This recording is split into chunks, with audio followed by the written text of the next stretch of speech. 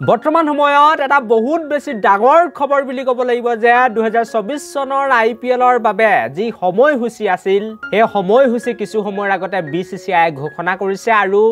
যেতিয়া সেই সময়সূচী ঘোষণা কৰিলে তাৰ পাছতে আমি বহু কথা এতিয়া গম পাইছো কেৱল সময়সূচীখনে নহয় তাৰ লগতে বহু খেলুৱৈৰ ওপৰত এই ভিডিঅ'টোত আপোনালোকক মই আপডেট দি যাবলৈ চেষ্টা কৰিম বা আপোনালোকক খবৰবিলাক মই জনাই দিবলৈ চেষ্টা কৰিম গতিকে এই ভিডিঅ'টো বা পডকাষ্ট আপোনালোকক মই একেবাৰে প্ৰথমৰ পৰা শেষলৈকে চাই থাকিবলৈ অনুৰোধ জনাম কাৰণ প্ৰত্যেকটো কথাই মই বহুত বেছি সুন্দৰভাৱে আপোনালোকক বুজাই দিবলৈ চেষ্টা কৰিম আৰু মহম্মদ শামী মহেন্দ্ৰ সিং ধোনিৰ দৰে বহুত ডাঙৰ খেলুৱৈসকলৰ ওপৰত বৰ্তমান সময়ত আমাৰ হাতত আপডেট আহি পৰিছে বা খবৰ আহি পৰিছে বুলি ক'ব লাগিব গতিকে আপোনালোকে ভিডিঅ'টো এটা লাইক কৰিব লগতে চেনেলটো এনেকুৱা ধৰণৰ সুন্দৰ খবৰৰ বাবে এতিয়া সাবস্ক্ৰাইব কৰি ল'বলৈ নাপাহৰিব আৰু ডাইৰেক্ট আহিছো আমি আজি ভিডিঅ'টোৰ মূল বিষয়টো লৈ আৰু আপোনালোকে হয়তো গম পায়ে গৈছে IPLৰ গোটেই সময়সূচীখন কেতিয়া কাৰ লগত খেল আছে গতিকে মই IPLৰ সময়সূচীখন আপোনালোকক দেখাই দিব বিচাৰিছো আমাৰ যি ভিডিঅ' এডিটৰ আছে তেখেতক মই অনুৰোধ জনাম যে আপুনি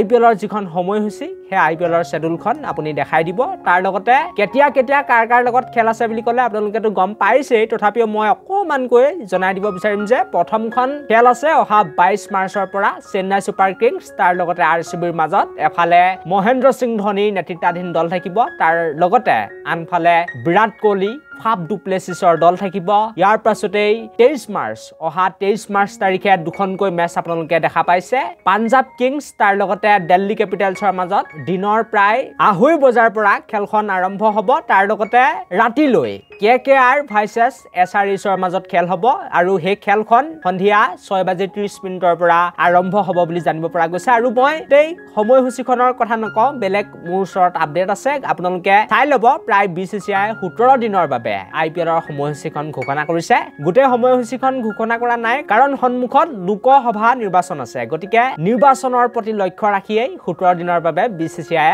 IPLৰ সময়সূচীখন ঘোষণা কৰিছে তাৰ পাছত আহিবলগীয়া সময়ত গোটেই IPLৰ সময়সূচীখন তেওঁলোকে ঘোষণা কৰিব আমি অপেক্ষা কৰিব লাগিব কিন্তু যেটো ডাঙৰ খবৰ আমি বিশেষ সূত্ৰৰ ফালৰ পৰা বৰ্তমান সময়ত জানিব পাৰিছো সেই খবৰটো হৈছে যে মহেন্দ্ৰ সিং ধোনিৰ এই IPL সিজনটোৱে একেবাৰে শেষৰটো সিজন হ'ব বুলি ক'ব লাগিব তেখেতক আপোনালোকে 2024 বৰ্ষৰ IPLতে অন্তিমবাৰৰ বাবে দেখা পাব তাৰ লগতে আৰু এটা খবৰ আমাৰ হাতত বৰ্তমান সময়ত আহি পৰিছে আৰু ইতিমধ্যে মই টুইটাৰত টুইট কৰি আপোনালোকক জনাই দিছো তাৰ লগতে ইউটিউবৰ যি কমিউনিটি পোষ্ট আছে সেই কমিউনিটি পোষ্টৰ সহায়ত আপোনালোকক মই জনাবলৈ চেষ্টা কৰিছোই যে মহম্মদ শামী বহুত এগৰাকী সাংঘাতিক বলাৰ বুলি ক'ব লাগিব তেখেত IPL 2024ৰ পৰা বাহিৰ হৈ গৈছে সিজন 17 তেওঁ একেবাৰে খেলিব নোৱাৰিব তাৰ লগতে 2024 বৰ্ষৰ T20 বিশ্বকাপৰ পৰা মহম্মদ শামী এতিয়া বাহিৰ হৈ গৈছে বুলি জানিব পৰা গৈছে গতিকে বহুত বেছি এটা বেয়া খবৰ বুলি ক'ব লাগিব যিসকল মহম্মদ শামীৰ অনুৰাগী হয় তাৰ লগতে 2024 বৰ্ষৰ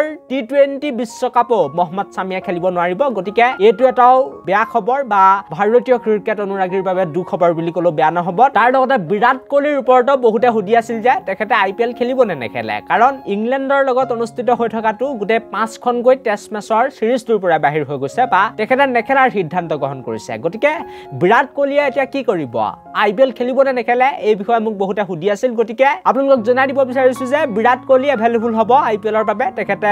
22 মাৰ্চৰ পৰা অহা 22 মাৰ্চৰ পৰাই IPL খেলিবলৈ ফিল্ডত নামিব আৰু অতি সোনকালে আপোনালোকে বিৰাট কোহলি তাৰ লগতে মহেন্দ্ৰ সিং ধোনিক খেল পথাৰত দেখা পাব আৰু মই ইম্পৰ্টেন্ট আপডেট যোৱা কেইটামান ঘণ্টাৰ আগতে দিছিলো যে ৰিয়ান পৰাগ তাৰ লগতে সূৰ্য কুমাৰ যাদৱ হাৰ্দিক পাণ্ডিয়া হওক তেওঁলোকে অতি শীঘ্ৰেই IPLৰ প্ৰস্তুতিৰ বাবে নিজৰ যি ফ্ৰেঞ্চাইজি আছে তাত গৈ জয়েন কৰিবগৈ আৰু অতি শীঘ্ৰেই ৰিয়ান পৰাগ জয়পুৰলৈ ৰাওনা হ'ব এতিয়া খেলুৱৈগৰাকী 99.9% আঘাতৰ পৰা সুস্থ হৈ উঠিছে বুলি জানিব পৰা গৈছে আৰু এই ভিডিঅ'টো চোৱা নাই যদি আপোনালোকে চাই ল'ব পাৰে মই ভিডিঅ'টোৰ লিংক ডেছক্ৰিপশ্যনত দি দিম তাৰ লগতে এইকেইদিন এনেকুৱা ধৰণৰ ভিডিঅ' আহিব IPLৰ যিহেতু সময়সূচী ঘোষণা কৰি দিছে গতিকে এইকেইদিন মই অকল IPLৰ ওপৰতে ভিডিঅ' দিম WPL অনুষ্ঠিত হ'বই আৰু কেইটামান ঘণ্টাৰ পাছতেই তাৰ লগতে ইণ্ডিয়া ইংলেণ্ডৰ টেষ্ট সিৰিজ আছে চতুৰ্থখন টেষ্ট মেচ হ'ব গতিকে বহুত আছে খবৰ দিবলৈ আপোনালোকে আমাৰ চেনেলটো সাবস্ক্ৰাইব কৰি থাকিব আমাৰ চেনেলত অহাযোৱা কৰি থাকিব পাৰে যিকোনো মুহূৰ্ততে নতুন ভিডিঅ' আহি যাব গতিকে ভিডিঅ'টো এটা লাইক কৰি থৈ যাবলৈ নাপাহৰিব লগতে চেনেলটো এনেকুৱা ধৰণৰ সুন্দৰ খবৰৰ বাবে মই পুনৰ কৈছো সাবস্ক্ৰাইব কৰি ল'বলৈ নাপাহৰিব আৰু এই ভিডিঅ'টো বা পডকাষ্টটো মই ইমানতে সামৰণি মাৰিব বিচাৰিছো থ্যাংক ইউ ফৰ ওৱাচিং দিস ভিডিঅ'